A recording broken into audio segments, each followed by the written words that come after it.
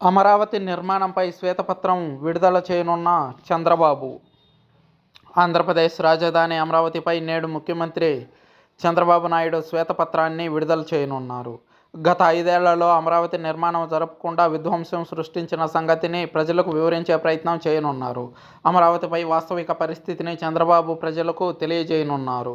2014లో TDP అధికారంలోకి వచ్చిన తర్వాత రాజధానిగా అమరావతిని అప్పటి ప్రతిపక్షం వైసీపీ కూడా ఒప్పుకున్న విషయం తెలిసిందే. అయితే రాజధానిగా అమరావతిని ప్రకటించిన వెంటనే రైతుల నుంచి 35,000 ఎకరాలకు పైగా భూములను సేకరించిన విషయం ఈ సందర్భంగా గుర్తు చేశారు చంద్రబాబు.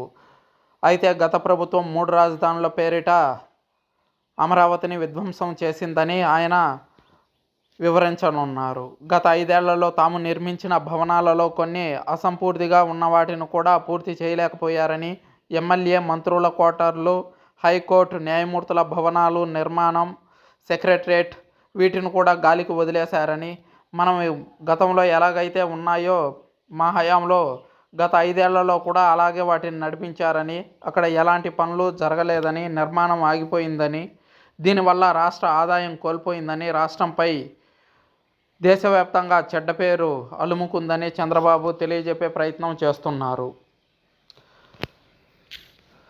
దీనికోసం అన్ని పార్టీలు ఏకతాటిపైకి రావాలని పిలుపునిచ్చారు. కేవలం ఎన్డీఏ కూటమిలో ఉన్న జనసేన, బీజేపీ, తెలుగుదేశమే కాకుండా సిపిఐ, సిపిఎం, కాంగ్రెస్ లాంటి పార్టీలు కూడా దీనికి మద్దతునివ్వాలని, బీఎస్పీ లాంటి పార్టీలు కూడా దీనికి మద్దతునివ్వాలని తెలియజేశారు.